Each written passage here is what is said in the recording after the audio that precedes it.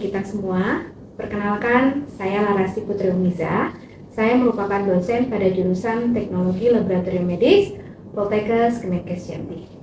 Pada kesempatan ini, saya akan menyajikan video pembelajaran sebagai bagian dari persyaratan sertifikasi dosen. Video ini merupakan salah satu persyaratan pernyataan diri dosen dalam unjuk kerja Tridharma Perguruan Tinggi PDD UKT-PT. Materi yang akan saya sampaikan merupakan bagian dari mata kuliah patofisiologi yang saya ampuh dengan tema patofisiologi gangguan sistem pernapasan. Mata kuliah ini merupakan mata kuliah dengan 2 SKS. Mata kuliah patofisiologi dirancang untuk membekali mahasiswa dengan pemahaman mengenai mekanisme terjadinya penyakit, perubahan fungsi organ, serta keterkaitannya dengan hasil pemeriksaan laboratorium. Pemahaman ini sangat penting bagi mahasiswa teknologi laboratorium medis sebagai dasar dalam melakukan analisis dan juga interpretasi hasil di dalam laboratorium secara profesional. Adapun capaian pembelajaran yang dibebankan pada mata kuliah patofisiologi adalah yang pertama, lulusan mampu menguasai konsep ilmu teoritis mengenai ilmu biomedik, patofisiologi, dan juga ilmu pengetahuan tentang pemeriksaan laboratorium medik. Yang kedua, lulusan mampu mengevaluasi pemeriksaan laboratorium medik sesuai dengan standar dan etika profesi dalam penegakan diagnosa dan evaluasi perjalanan penyakit. Materi pembelajaran pada mata kuliah patofisiologi adalah yang pertama, mekanisme terjadinya inflamasi atau peradangan. Yang kedua, gangguan sistem peredaran darah. Yang ketiga, gangguan sistem pernafasan. Yang keempat, gangguan sistem endokrin. Yang kelima, gangguan sistem pencernaan. Yang keenam, gangguan fungsi hati. Yang ketujuh, gangguan sistem keseimbangan cairan dan elektrolit. Yang kedelapan, gangguan sistem urogenital. Dan yang kesembilan, gangguan sistem reproduksi. Sistem pembelajaran yang saya gunakan dalam mata kuliah patofisiologi adalah ceramah interaktif, diskusi tanya jawab, case based learning, problem based learning, presentasi, penugasan, serta observasi laboratorium. Untuk metode penilaian yang dipakai dalam mata kuliah ini adalah keaktifan peserta sebesar 15%, kuis sebesar 5%, formatif atau unjuk kerja sebesar 30%, laporan sebesar 20%, dan juga sumatif sebesar 30%. Baiklah, langsung saja kita saksikan videonya. Assalamualaikum warahmatullahi wabarakatuh. Waalaikumsalam warahmatullahi wabarakatuh. Selamat pagi adik-adik sekalian. Baiklah, hari ini kita akan melanjutkan perkuliahan patofisiologi kita ya.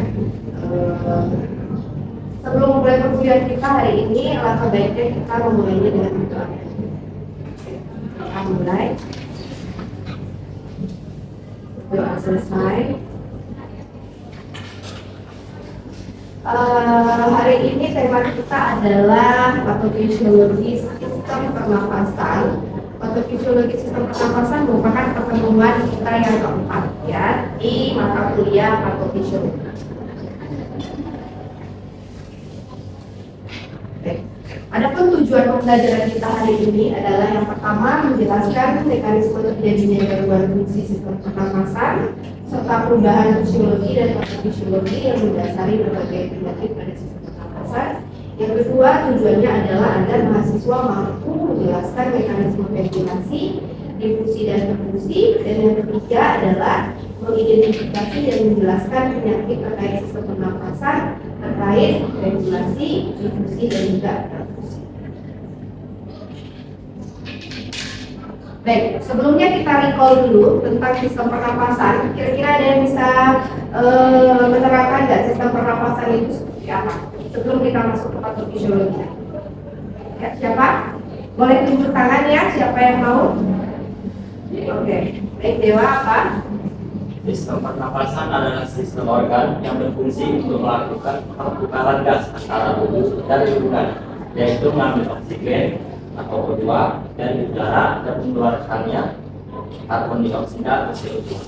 mesin metabolisme sel. Sistem ini berperan dalam menjaga keseimbangan asam-basa, menyediakan oksigen yang dibutuhkan proses metabolisme, serta membantu pengeluaran zat sisa berupa karbon dioksida. Sistem pernapasan terdiri atas saluran pernapasan bagian atas, paling, serta saluran pernapasan bagian bawah, trakea, bronkus, bronkiolus, dan paru-paru. Proses pernapasan ini melibatkan ventilasi paru, difusi gas di alveolus, transport gas dalam darah, dan pertukaran gas di jaringan. Baik, terima kasih Dewa. Bentar ya, jadi sistem pernapasan itu sendiri merupakan sistem yang berfungsi untuk pertukaran gas. Gas apa yang bertukar? Oksigen dan juga karbon dioksida. Jadi fungsinya hanya satu, yaitu pertukaran gas. Kemudian gas tersebut dibawa kemana? Dibawa ke seluruh tubuh yang oksigennya untuk semua jaringan tubuh. Kemudian CO2 hasilnya di mana? CO2 itu hanya dikeluarkan lewat paru-paru. Jadi kalau misalnya yang lain kan bisa dikeluarkan lewat kulit, ya, berupa keringat, air kemih, ya, kemudian juga sistem pencernaan feses. Tapi CO2 merupakan gas beracun yang hanya dikeluarkan melalui sistem pernapasan. Gitu ya.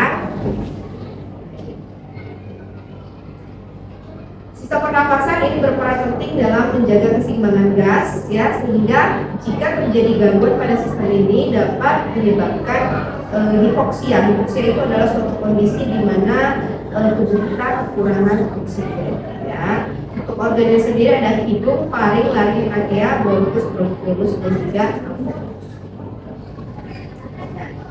untuk patofisiologinya sendiri untuk sistem pernapasan itu terbagi menjadi tiga. Kenapa dibagi menjadi tiga? Karena berdasarkan fungsinya. Yang pertama adalah fungsi ventilasi. Ventilasi itu fungsinya buat apa? Kalau ventilasi di ruangan, keluar masuk ya, kemudian difusi, perpindahan gas dari yang konsentrasi tinggi menuju ke konsentrasi rendah. Kalau oksigennya rendah di dalam tubuh kita, berarti oksigen akan berpindah dari luar ke dalam. Balikkan, jika CO2 yang tinggi di dalam tubuh kita, maka CO2 akan berpindah dari dalam tubuh kita menuju ke luar. Perfungsi apa perfungsi? Perfungsi jaringan, infiltrasi, perfungsi. Perfungsi itu adalah peredaran, dia beredar. Nah, jadi fungsi pernapasan kita tadi kan ada ventilasi, difusi, dan perfungsi. Ventilasi pertukaran hidung, termometer parameter hidung, kemudian difusi dia bertukar oksigen dan CO2-nya, dan perfungsi O2-nya diedarkan ke seluruh. Nah, jadi fungsi sistem pernapasan kita tiga. Untuk patofisiologinya berdasarkan fungsinya yaitu ventilasi, difusi, dan perfungsi. Iya, jadi ventilasi keluar masuknya gas. Difusi adalah perpindahan dari konsentrasi yang tinggi ke konsentrasi yang rendah, dan perfungsi adalah distribusi baik dari oksigen maupun CO2 dari jaringan menuju ke paru-paru atau O2 dari paru-paru menuju ke jaringan.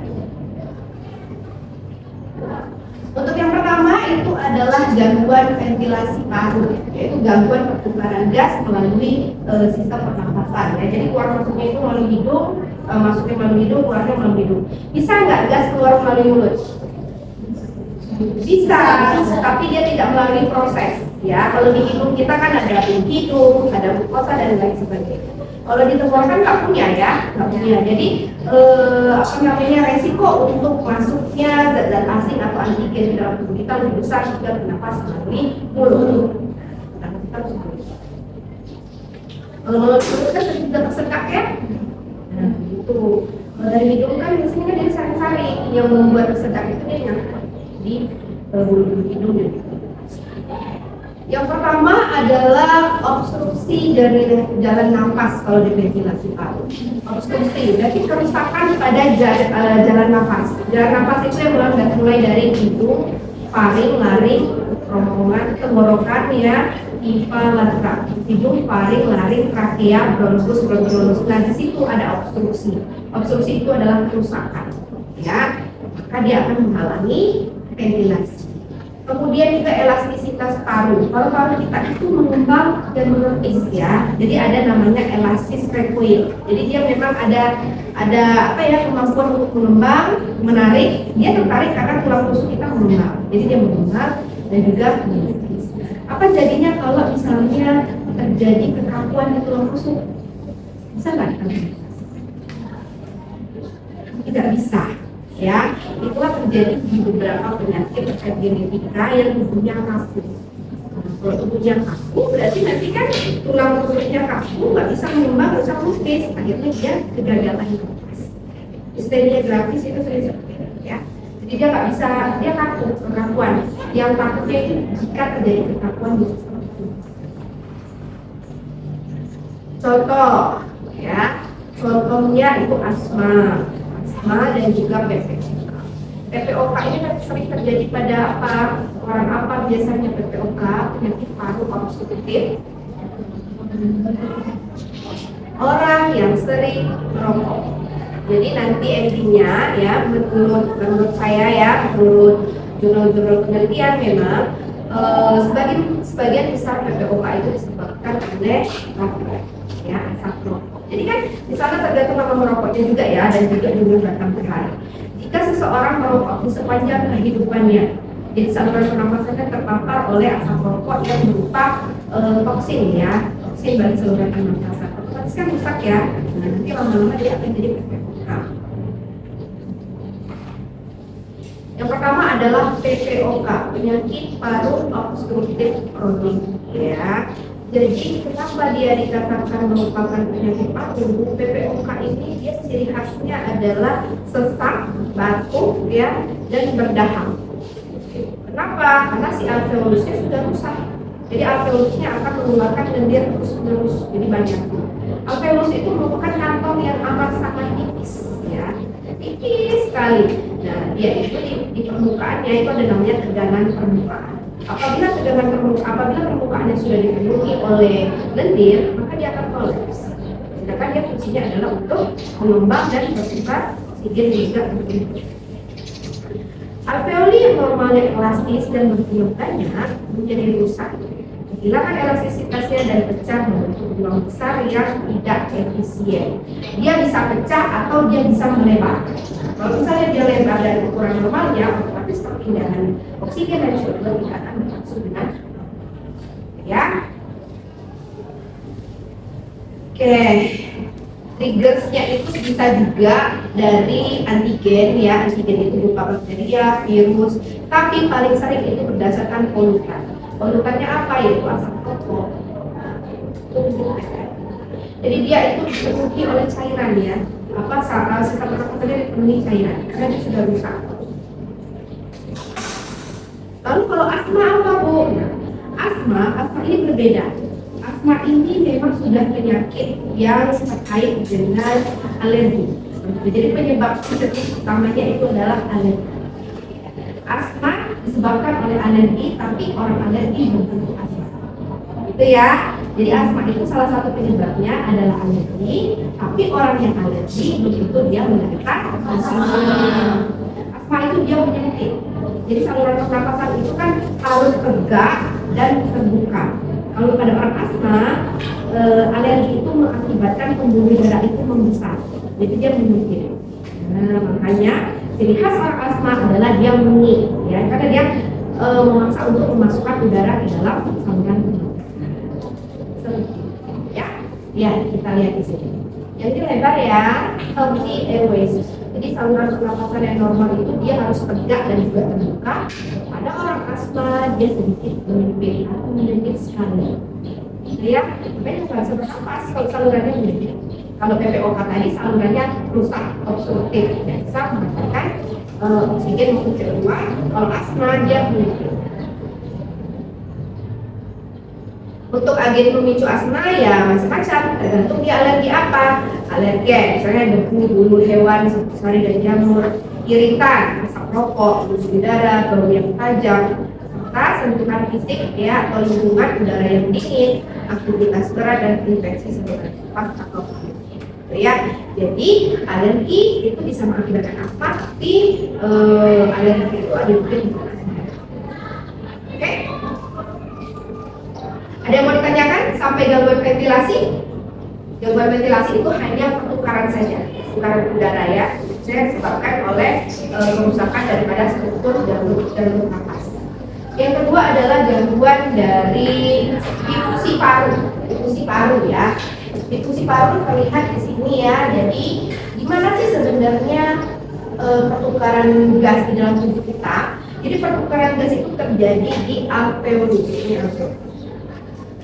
Alveolus itu permukaannya dilingkupi oleh pembuluh darah kapiler. Jadi semuanya itu dilingkupi oleh pembuluh darah kapiler. Kalian pernah lihat nggak fotonya dengan paru? Baik di Instagram atau apa? Pernah lihat. Jadi dia itu di atasnya ini paru-paru, di atasnya ini semuanya adalah pembuluh darah. Dia pertukarannya di situ. Seperti itu ya, pertukaran seperti ini. Jadi ketika oksigen tinggi di sini, maka oksigen akan pindah dari sini menuju ke sini. Ketika CO2 tinggi di pembuluh darah, maka CO2 akan berpindah dari sini menuju ke sini. Gitu pertukaran. Apa yang menyebabkan patofisiologi atau gangguan difusi itu? Yang pertama, yang menyebabkannya adalah penebalan daripada permukaan si alveolus menebal. Kalau dia menebal, otomatis untuk perpindahannya akan sedikit lebih sulit, gitu ya, tebal dia. Harusnya dia tipis, kemudian juga adanya cairan, ya, cairan transudat dan eksudat, cairan eksudat ya, eksudat di dalam alveolus. Contoh penyakitnya adalah pneumonia dan fibrosis paru. Tahu pneumonia? Paru-paru basah. Nah, itu dia. Jadi pneumonia itu namanya adalah basah. Jadi awal bulan kita biasanya menyebutnya seperti itu ya. Kenapa dikatakan paru-paru basah? Karena alveolusnya, tepatnya di dalam paru-parunya itu dipenuhi oleh cairan. Bedanya ya, kalau yang tadi ventilasi itu salurannya yang penuhi cairan, kalau yang gangguan difusi itu pas di alveolus dia penuh dengan mana? Ya, cairannya cairan berupa apa? Cairan eksudat. Kalau cairan eksudat itu dia berwarna kuning, cairan eksudat. Pneumonia adalah infeksi akut pada jaringan paru-paru, khususnya pada kantung udara alveoli. Jadi yang memang benar berperan di sana untuk patofisiologinya adalah di alveolus, ya, atau alveolus. Alveolus 1, alveolus. Peradangan yang terus menerus mengakibatkan pembuahannya diikuti oleh cairan kuning, ya. Jadi kalau misalnya sudah penuh cairan, ya di mana dia mau mengembang dan di mana mau terjadi perpindahan udara atau. Yang kedua, penyakit terkait dengan gangguan difusi itu adalah fibrosis paru, ya. Fibrosis paru ini adalah gangguan pernapasan akibat terbentuknya jaringan parut di organ paru-paru. Kenapa? Ternyata organ paru-paru itu kalau dia rusak atau infeksi akan digantikan oleh jaringan baru. Jaringan baru ini kadang strukturnya tidak menyerupai jaringan yang pertama. Atau seperti kalau kalian buka penyembuhannya ada poranya kan? Seperti itu juga di organ jaringan. Nah, jika misalnya poranya bertumpuk di dalam sana, maka dia akan menggantikan jaringan yang sehat. Jadi fibrosis paru itu bahaya ya. Ini jaringan normal ya. Kalau jaringan normalnya alveolusnya 2 bulan ya, kalau sudah terjadi fibrosis itu dia sudah terganti dengan jaringan baru. Sehingga yang fungsi alveolus tadi sudah terganti dengan jaringan baru. Fungsinya sudah terganti. Seperti itu juga yang terjadi pada fibrosis hati, sirosis hati. Jadi rusak, yang paru-parunya rusak dan harus kalau sudah diganti sama jaringan lain lagi dia udah ada fungsinya lagi, nanti dia harus diganti. Untuk penyebabnya bisa lingkungan pekerjaan, penyakit tertentu, obat-obatan dan juga sering terpapar oleh sinar radioterapi, ya, radiasi jangka waktu panjang. Baik, untuk ventilasi paru, difusi paru, ada yang mau ditanyakan? Oke, kita masuk ke yang terakhir yaitu adalah gangguan perfusi paru. Perfusi tadi apa adik-adik? Distribusi daripada gas ke seluruh tubuh. Nah, kalau untuk gangguan aliran darah ke paru ya, perfusi paru itu kan distribusi gas ke seluruh tubuh. Yang memainkan peranan penting itu adalah darah. Ya, darah itu fungsinya adalah untuk mengedarkan semua zat yang ada di dalam tubuh, termasuk juga oksigen dan karbon. Nah, untuk gangguan perfusi paru ini dia gangguan aliran darah ke paru. Penyebabnya bisa karena sumbatan pembuluh darah paru, di sana ada enzim emboli ya. Emboli itu adalah seluruh zat asing yang ada di pembuluh darah. Kalau trombus itu adalah zat asing yang berupa sel darah. Bisa trombosit, bisa juga eritrosit, atau juga leukosit. Itu bedanya trombus dan emboli. Tapi mereka sama-sama zat asing yang menyumbat manusia. Yang kedua, adanya ketidakseimbangan ventilasi perfusi. Contoh penyakitnya biasanya adalah emboli paru. Nah, ini ya, ada zat asing yang masuk ke dalam aliran darah di paru. Oke, pada sebagian besar kasus, emboli paru ini disebabkan oleh gumpalan darah yang terbentuk pada trombosis vena dalam atau vein trombosis yang sering terjadi di pembuluh darah vena di kaki atau panggul. Misal, seperti ibu hamil. Ibu hamil kan punya beban yang berat ya, yang di bagian perut ya. Berarti kan kalau misalnya dia duduk terlalu lama, bagian sini tertekan. Iya nggak? Tertekan ya. Nah, kalau tertekan, ibaratnya kalau misalnya selangnya tertekan atau pembuluh darah tertekan, dia akan membentuk drainase atau bendungan. Nah, bendungan itu akan mengakibatkan sumbatan. Makanya kalau ibu hamil itu kan buka kakinya ya kalau lama, atau kita sendiri kalau misalnya dalam perjalanan yang lama dan panjang kemudian 10 jam itu jadi kakinya buka itu karena terjadi drainase. Jadi aliran darah pembuluh darah itu tertekan. Dia bisa jaringan berpindah dari pembuluh darah menuju jaringan atau dia terbentuk trombosis. Faktor resiko utamanya adalah kurang gerak, adanya operasi besar, obesitas dan juga kehamilan. Itu ya, jadi memang sebenarnya nggak boleh gitu. Karena kenapa? Karena kalau misalnya terlalu berat, ketika kita duduk maka ada pembuluh darah yang tinggi. Jadi intinya emboli paru ini terjadi karena adanya bendungan atau stasis aliran darah dan juga bisa terjadi kerusakan di pembuluh darah. Jadi karena baik, sampai sini ada yang mau ditanyakan adik-adik mahasiswa sekalian mengenai patofisiologi sistem pernapasan terkait ventilasi, difusi dan perfusi? Tidak ada? Kalau tidak ada pertanyaan, saya akan memberikan tugas ya hari ini. Tugasnya adalah pilih salah satu penyakit berikut ya yang terkait dengan sistem pernapasan. Bisa asma, bisa pneumonia, bisa PPOK, terserah, saya bebaskan mau yang mana. Kemudian jelaskan definisi penyakitnya, uraikan etiologi dan faktor resikonya, buat bagaimana fisiologinya, manifestasi klinisnya, pemeriksaan laboratorium, sertakan minimal 5 referensi ilmiah yang ya. Jadi ini adalah tugas individu masing-masing yang akan dikumpul 2 minggu kemudian. Baik. Saya kira untuk pertemuan kita hari ini cukup sampai di sini ya. Jika ada pertanyaan lebih lanjut boleh ditanyakan secara langsung kepada saya, boleh juga melalui WA. Baik, saya tutup perkuliahan kita pada pagi hari ini. Bila berkenan, wabillahi taufiq wal hidayah. Wassalamualaikum Waalaikumsalam warahmatullahi wabarakatuh. Demikianlah deskripsi singkat serta cuplikan video pembelajaran dari mata kuliah patofisiologi yang saya ampu. Semoga video ini dapat memberikan gambaran terkait kinerja pengajaran yang saya lakukan di mata kuliah patofisiologi jurusan Teknologi Laboratorium Medis Poltekkes Kemenkes Jambi. Saya mengucapkan terima kasih kepada tim penilai dan panitia sertifikasi dosen tahun 2026 atas kesempatan yang telah diberikan. Serta saya juga mengucapkan terima kasih kepada Poltekkes Kemenkes Jambi. Semoga upaya yang kita lakukan bersama dapat memberikan manfaat dalam meningkatkan kualitas pembelajaran dan menghasilkan lulusan yang kompeten di bidangnya. Akhir kata, saya mohon maaf. Wabillahi taufiq wal hidayah. Wassalamualaikum warahmatullahi wabarakatuh.